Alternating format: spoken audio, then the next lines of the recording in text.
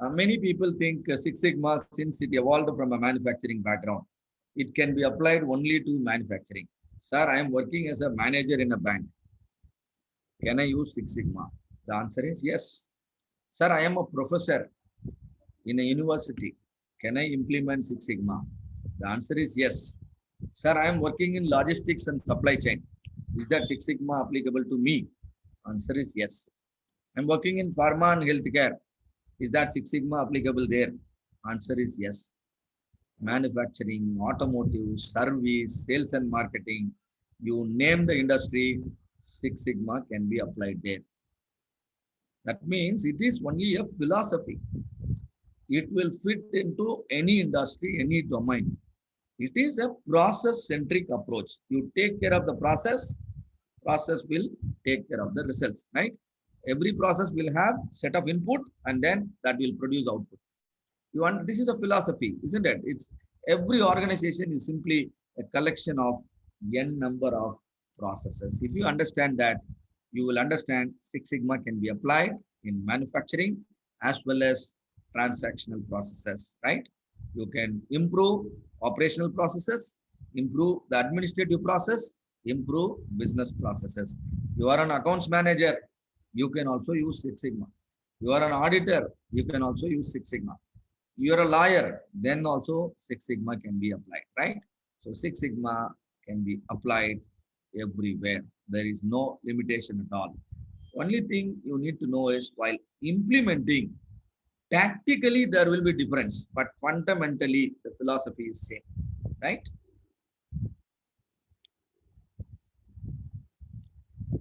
Right. I wanted to ask a question now at this stage. Company, suppose imagine you are an entrepreneur, you are running the company. You want to hire managers for your company. What kind of skill do you expect from your managers? You want to pay a decent salary, a very good salary, right? Maybe 12 to 20 lakhs per annum. Do you want your managers to focus on improving the results, or you want your managers to focus on improving the processes in your organization? Tell me. You can share. What should be your choice? Imagine you are the entrepreneur. You are the recruiter. You are now recruiting 10 managers in your company. What will be your choice? Okay. Each one of you is saying process. Beautiful. If you focus on people who can improve the results, they will make your organization people centric. You will become slave to them. And then if they are not there, all that they have done will be damaged in a single minute. If you make your people, if the managers in your company focus on improving the process, they are helping your organization become process centric organization. The advantage is even anybody handling the process will produce the results expected. But in the previous case, if you make your organization a people-centric organization, no, if if there are few minor changes, then your results will get affected drastically. Consider a magician. What generally a magician will do? He will produce magic results. Imagine a magic man is producing 2000 rupee note. He produce currencies. If he can produce currencies by himself, my doubt is why is he doing the magic in front of so many people? Instead of doing the magic in front of so many people, he can simply make currencies in his room. The point is the results, the 2000 rupees currencies are not the permanent results. It will vanish. These are unsustainable results. If your organization is people centric, you may think the results are coming, but it will definitely be unsustainable. It will certainly fall down. But if you make your organization process centric, results will gradually improve, but definitely you will be able to sustain. Now tell me, what do you want? You want a sustainable results or unsustainable results? Every organization requires sustainable results, which is possible only with a process-centric approach. Now I'm showing a tree. This is nothing but your company, your business. You have grown it. Now it is a big tree. Now a lot of benefits coming out of it. You are seeing, beautiful oranges. Now your management wants you to produce apples. Will you be able to produce apples from the same tree? Not possible, right? You have to, you have to, do a lot of changes. Probably you have to grow an apple tree, and thereby you will produce apple. This is called what? New product development. This is called new product development. You cannot run the same process and expect different result. If you want different result, process change is inevitable. Sometimes what happens, your management might expect you to produce more oranges,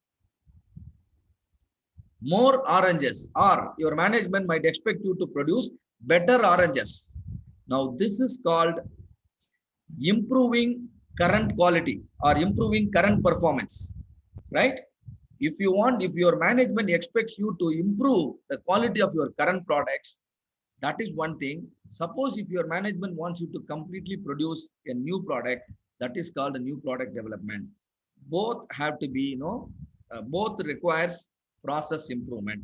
If you want to improve your current products, then current processes needs to be improved. If your management wants a new product, then you design a new process which will eventually produce new product, right? So I would have the question what I asked is something equal to, will you try to change the fruits or try to change the roots, right?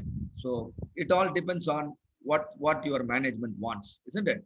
So but anyway, both are process based. This is what in Six Sigma we call it process centric approach. Whether you want to improve the quality of your current products or you want to develop a new products, both are process centric approach. Y is equal to f of x, where y is the result you want to improve, y is the problem you want to solve, y is the gap in performance. Mathematically, y is called the dependent variable. Why do I call it dependent variable? Because it depends on several other x factors. I want to double my revenue. Now, y is my revenue. Can I just like that increase my revenue? Is it a switch I can go and put it on? No. I really have to find out where from my revenue comes. There are several X factors. List down all the X factors.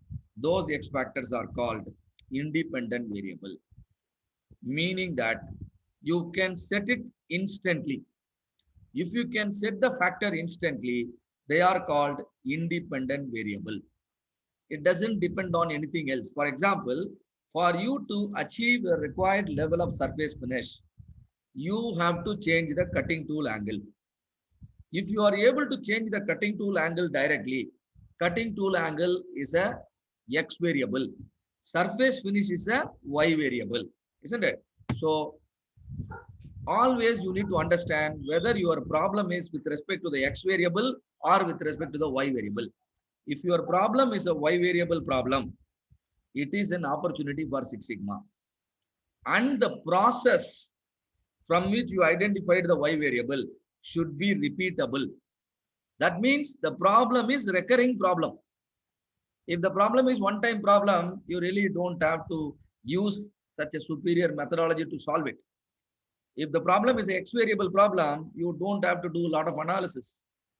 But if the problem is a Y variable and it is recurring in nature and the root causes and the solution are not known, these are the situations you can consider using Six Sigma or Lean Six Sigma methodology, right? So this is called process-centric approach.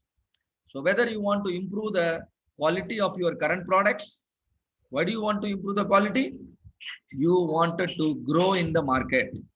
You wanted to increase your market share. Your products are currently inferior in front of your competitors' products. And now that is called product quality improvement. Six Sigma gives you a methodology for that. That methodology is DMAIC, DMAC. Define, measure, analyze, improve, control. Use DMAT to improve current quality. On the other hand, new product development. Six Sigma gives another methodology. It is called DMAT-V. Define, measure, analyze, design, and verify. If we use DMAT-V methodology and develop a new product with the best quality, that is called design for Six Sigma. Using DMAT-V for new product development is given a special name called DFSS, design for Six Sigma. Hope the terminologies are understood here. Now comes, somebody asked me a question.